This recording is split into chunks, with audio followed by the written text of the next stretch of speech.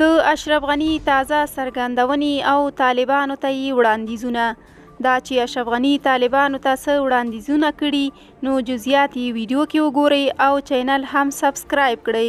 درنو لیدونکو السلام علیکم، زموږ یوټیوب چینل ته ښه راغلاست.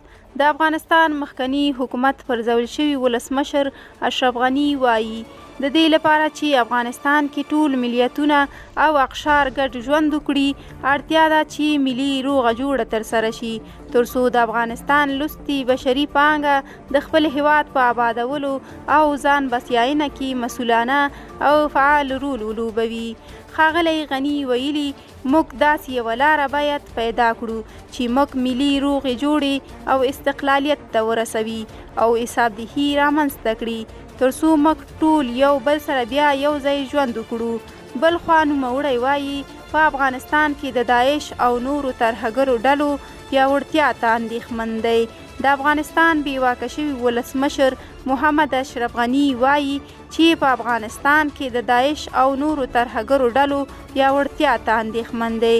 نوموړي د جمهوري نظام له سقوط څخه وروسته په خپل لومړنۍ مرکه کې وویل ډېر کلونه ما د غربي استخباراتي ادارو څخه غوښتنه وکړه چې تروریزم ته د ایکو سیستم په نظر وکتل شي او یوه همغږي ستراتیژي باید ایجاد شي ترڅو دغې پدیدې سره مبارزه وشي. ما وویل چې داعش، القاعده او هغه وخت کې د طالبانو په څیر پدیدې سره په تکتیکي ډول مبارزه نشي کېدی. د جګړې سنګرونو یو ترکیب د یوې مبارزې ستراتیژي نشي جوړولی، نو باید په دې موضوع تعامل وشي. ولسمشر غني زیاتوي داعش ځکه مخ په ځواکمنېدو دی چې دوی د طالبانو خپله وسله بیرته په همدوی استعمالوي. داعش د طالبانو شاګردان دي او د طالبانو څخه یې الهام اخیستی. له بده مرغه یو مکمل نسل پرته له تاوتریخوالي او انتحاري څخه بل څه نه دي زده کړي. ستاسې د معلوماتو لپاره یې باید ووایم چې انتحاریان په بازار کې خرڅېدل. د افغانستان بېواکه شوي ولسمشر دا هم ویلي له بده مرغه طالبانو د افغانستان له تاریخ هیڅ نه دي زده کړي. په زوره د قدرت نیول تل په زوره چپه کیږي هم. افغانانو څخه د یو ټول شموله ملي سولې حق اخیستل د تاوتریخوالي د نوې صفحې باعث شوی. هغه پر طالبانو غږ کړی چې د سولې لپاره لاس په کار شي.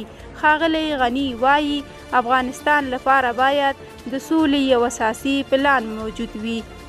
اوس طالبان واکمنان دي، دوی باید مسؤلیت واخلي. طالبانو بیا د داعش ډلې د پیاوړتیا موضوع ردوي او د ټول افغانستان د امن کولو ادعا لري.